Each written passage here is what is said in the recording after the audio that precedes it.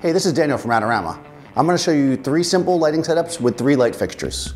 So this first one is kind of a modern corporate, kind of a presenter if you were doing a commercial, really clean white background, really crisp light on the presenter. I essentially have 3 lights going on. I've got a small softbox right above camera to create a butterfly light nice and even across the face. And then I have 2 Dedolights in the back that are just blowing out the background, making it bright white. For this type of setup, you want to keep the talent relatively close to the wall because these fixtures aren't huge and we can't light up a gigantic space. So I'm keeping her pretty close to the wall. I want all my light to get on the wall and make it bright white, and then I'm going to just use the front light. I'm going to dim it up until it's just right to give a perfect skin tone for her. Okay, just so you can see what each light is doing, we're going to turn them off one at a time. This one is to the camera left for the white background.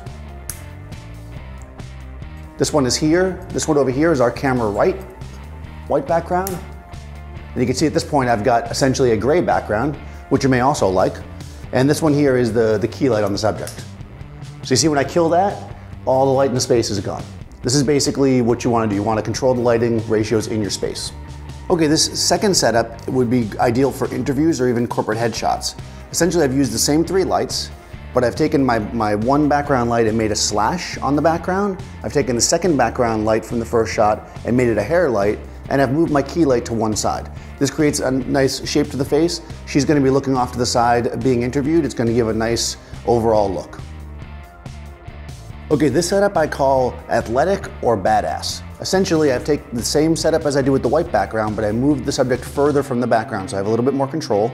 I take 2 backlights and I point them at her as opposed to the background.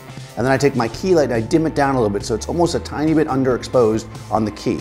I'm creating a greater contrast range here and a different kind of mood. So with the basic 3 light kit, you have so many different options. I hope these 3 examples will help you to explore a little bit more. Note that these are great for both stills and video. It really depends on what you're doing. You certainly can use them in either.